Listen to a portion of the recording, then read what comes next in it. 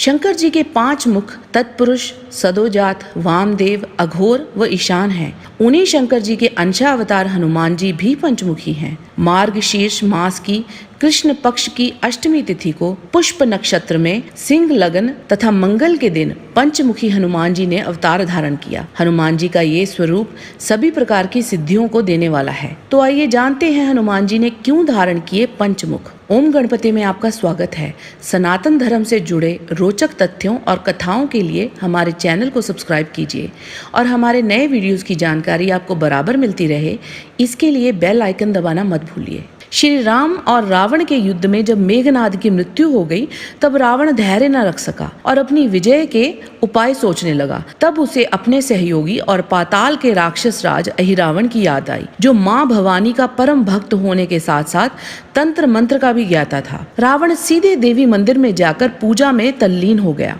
उसकी आराधना से आकृष्ट होकर अहिरावण वहां पहुंचा तो रावण ने उससे कहा, तुम किसी तरह राम और लक्ष्मण को अपनी पुरी में ले आओ और वहां उनका वध कर डालो, फिर ये वानर भालू तो अपने आप ही भाग जाएंगे। रात्रि के समय जब श्री राम की सेना शयन कर रही थी, तब हनुमान जी ने अपनी पूंछ बढ़ाकर चारों ओर से सबको घेर लिया। अहिरावण भविष्य का वेश बनाकर अंदर प्रवेश कर गए। अहिरावण ने सोते हुए अनंत सौंदर्य के सागर श्री राम लक्ष्मण को देखा तो देखता ही रह गया। उसने अपनी माया के दम पर भगवान राम की सारी सेना को निद्रा में डाल दिया तथा राम एवं लक्ष्मण का अपहरण कर उन्हें पाताल लोक ले गया।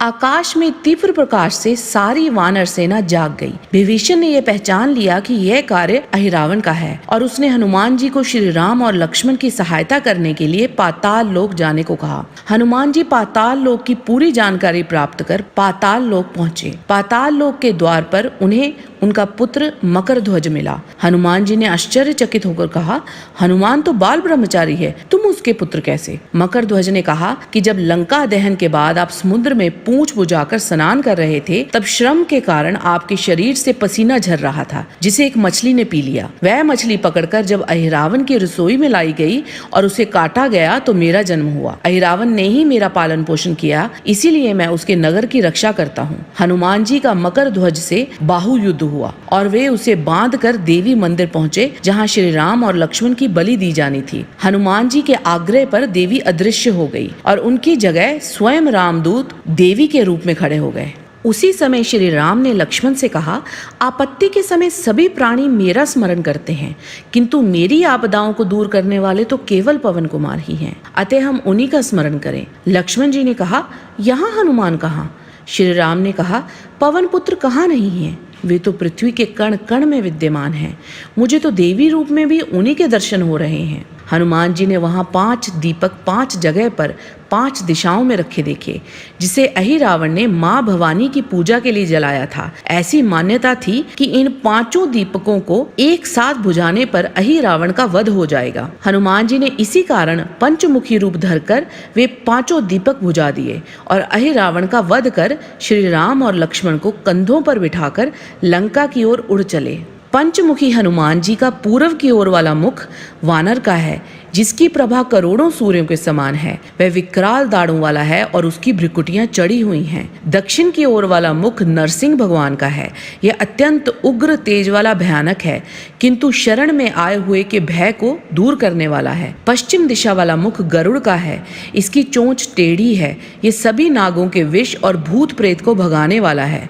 इससे समस्त रोगों का नाश होता है। इनका उत्तर की ओर वाला मुख बाराह यानी सूकर का है, जिसका आकाश के समान कृष्ण वर्ण है। इस मुख के दर्शन से पाताल में रहने वाले जीवों, सिंह व बेताल के भय का और ज्वर का नाश होता है। पंचमुखी हनुमान जी का ऊपर की ओर उठा हुआ मुख है ग्रीव यानी घोड़े का है। ये बहुत भयानक है और असुरों का संहार करने वाला है। इसी मुख के द्वारा हनुमान जी ने तारक नामक महादैत्य का वध किया था। पंचमुखी हनुमान जी में भगवान के 5 अवतारों की शक्ति समाई हुई है, इसीलिए वे किसी भी महान कार्य को करने में समर्थ हैं। पंचमुखी हनुमान जी की पूजा अर्चना से वाराह, नरसिंह, हयग्रीव, गरुड़ और शंकर जी की उपासना का फल प्राप्त हो जाता है। जैसे गरुड़ जी बैकुंठ में भगवान विष्णु की सेवा में लगे रहते हैं, वैसे ही हनुमान जी श्री राम की सेवा में लगे रहते हैं। जैसे गरुड़ की पीठ पर भगवान विष्णु बैठते हैं, वैसे ही हनुमान जी की पीठ पर श्री राम लक्ष्मण बैठते हैं, गरुड़ जी अपनी माँ के लिए स्वर्ग से अमृत लाए थे, वैसे ही हनुमान जी लक्ष्मण जी के लिए संजीवनी बूटी लेकर आए। तो दोस्तों, कैसा लगा आपको हमारा आज का वीडियो? उम्मीद है पसंद आया होगा। कृपया इस वीडियो को लाइक और शेयर करके हमारा उत्साह बढ़ाइए। अगर आपके पास भी कोई वीडियो रिक्वेस्ट है तो प्लीज़ कमेंट करके बताइएगा, हमें आपकी पसंद का वीडियो बनाने में बहुत खुशी होगी।